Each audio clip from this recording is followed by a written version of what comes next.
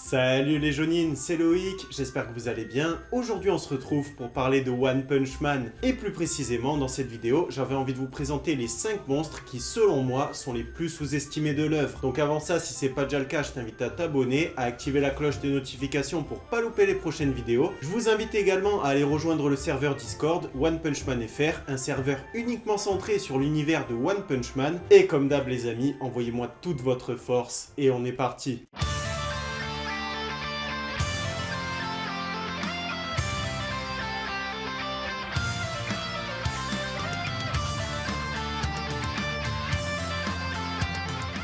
En 5ème position, on a l'être humain qui a été génétiquement modifié et qui apparaît à l'épisode 1 de One Punch Man. Alors ce mec-là, c'est un colosse, il a passé toute sa vie à s'entraîner pour essayer de devenir l'être le plus puissant du monde, mais comme tu le sais, l'être humain a ses limites et au bout d'un moment, il a plus réussi à progresser. C'est là qu'entre en jeu son frère, qui est scientifique et qui lui a créé une potion miracle à base de stéroïdes pour le faire évoluer. Et une fois qu'il a pris cette potion, il est juste devenu monstrueux. Et si ce monstre il est sous-estimé, en fait, c'est juste parce que Saitama, c'est un des premiers monstres qu'il a tué dans l'œuvre, et du coup tout le monde évidemment le catégorise de très faible. Mais si tu prends le temps de t'intéresser à ce personnage, au final tu te rends compte qu'il est pas si nul que ça. Déjà, il faut commencer par parler de sa taille. Le mec il est tellement grand que même les immeubles les plus grands de la ville, il ne lui arrive qu'à la cheville. Et d'ailleurs, il arrive à raser une ville juste avec un simple mouvement de bras avec le vent de son attaque. Ce qui est ouf, surtout pour un monstre qui a apparu au tout début de l'œuvre de One Punch Man. Ce monstre, il a rasé la ville D, et si Saitama il n'était pas arrivé, il aurait rasé d'autres villes. Officiellement, il est classé au niveau démon, mais encore une fois, si Saitama il n'était pas arrivé pour le tuer, il serait facilement monté au niveau dragon. Selon le manga, ce monstre il pèse environ 100 tonnes, et d'ailleurs au passage, c'est encore une preuve de la résistance de Saitama, qui déjà à l'épisode 1 arrivait à résister à un saut d'une personne qui pesait plus de 100 tonnes. A mon avis, ce monstre il est clairement au-delà de la majeure partie des héros de classe S, parce que je vois très mal un Genos, un Bang ou même un Batman réussir à le vaincre. En 4ème position, on a Sperme de Platine, qui est une fusion de 54 000 milliards de Black Sperm, sachant qu'un seul Black Sperm, selon les dires de l'empereur Clochard, il arrive à rouster très facilement tous les héros de classe A. Ce monstre il est sous-estimé pour la seule raison qu'on ne peut pas prouver que deux Black Sperm qui s'unissent, ils donnent un Black Sperm qui est 2 fois plus puissant. Donc au final, on a 54 000 milliards de Black Sperm qui s'unissent, mais si on pouvait prouver qu'à chaque fois ça additionne la puissance des Black Sperm entre eux, au final, Sperme de Platine il serait juste abusé. Parce qu'on sait qu'un seul Black Sperm, il peut battre facilement un héros de classe A, et même qu'il peut endommager très fortement un héros de classe S, comme on l'a vu avec Atomic Samurai.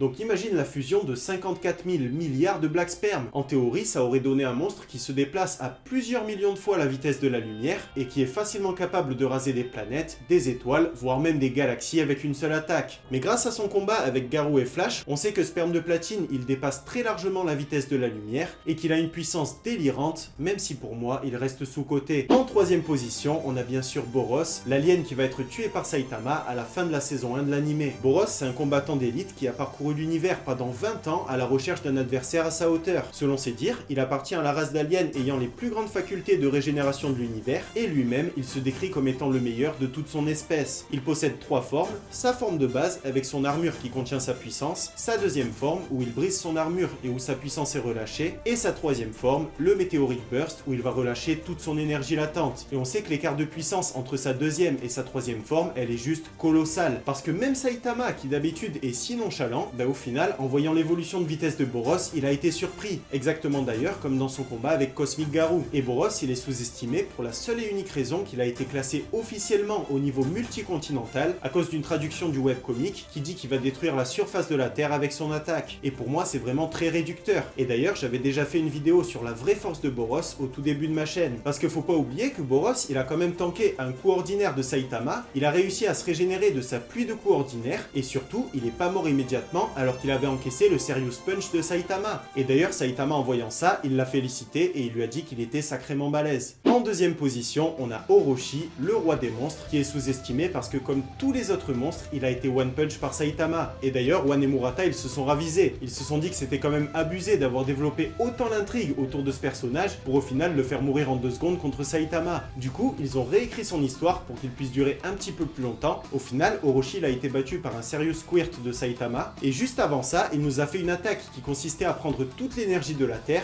une attaque qui a été classée comme l'attaque de Boros au niveau multicontinental. Malgré ça, Orochi il reste très puissant et on l'a vu dans son combat avec Garou. Il est très rapide, il peut copier les techniques des autres et il s'adapte très facilement à ses adversaires. Et enfin, en première position, mon personnage favori de l'œuvre, Garou sous sa forme cosmique. Et ce personnage, il est sous-estimé pour une seule et unique raison, le déni. Parce que clairement, ce personnage, il a fait ses preuves. Mais comme l'univers de One Punch Man, il est très souvent sous-évalué par des personnages qui kiffent d'autres univers comme Dragon Ball ou One Piece, bah au final, Cosmic Garou, il n'est pas reconnu à sa juste valeur. Et pourtant, ce monstre, il est vraiment abusément puissant. Parce que déjà, avant même de devenir Cosmic Garou, Garou c'était un grand expert en arts martiaux, il arrivait à copier très facilement les techniques des autres et à les améliorer. Il avait une résistance hors du commun, le mec il devenait de plus en plus fort à chaque fois qu'il se faisait rouster en combat. Et surtout, comme Saitama, c'est le seul personnage qu'on connaît aujourd'hui qui avait commencé à supprimer ses limiteurs. Donc il s'est d'abord hissé au niveau des plus puissants héros de classe S. Après ça, il a affronté les plus puissants des monstres avec Sperme de Platine et le roi des Scolopendres. Contre Saitama, il a encore plus développé sa forme de monstre et au final, il est devenu encore plus puissant et encore plus rapide. Et c'est seulement à ce moment-là qu'il a reçu les pouvoirs de G et qu'il est devenu vraiment abusé. À partir de ce moment-là, il a eu accès à tous les flux de l'univers, il a pu utiliser toutes les techniques qui étaient disponibles et même des techniques qui n'existaient pas encore, et il a même compris comment utiliser ses pouvoirs pour réussir à remonter le temps. Il peut même copier les techniques de Blast et créer des portails dimensionnels, et sa simple présence, elle tue tous les êtres humains aux alentours parce qu'il va dégager de puissantes radiations. Et surtout, il a réussi à faire un gros trou dans l'univers en faisant un punch sérieux contre le punch sérieux de Saitama. Et surtout, faut pas oublier qu'il a réussi à copier les techniques de Saitama à 100% de leur puissance, et qu'il a même réussi à résister au punch sérieux de Saitama et à ses coups les plus puissants. Donc oui, Cosmic Garou, il est vraiment très puissant, mais à mon avis, il est encore beaucoup trop sous-estimé.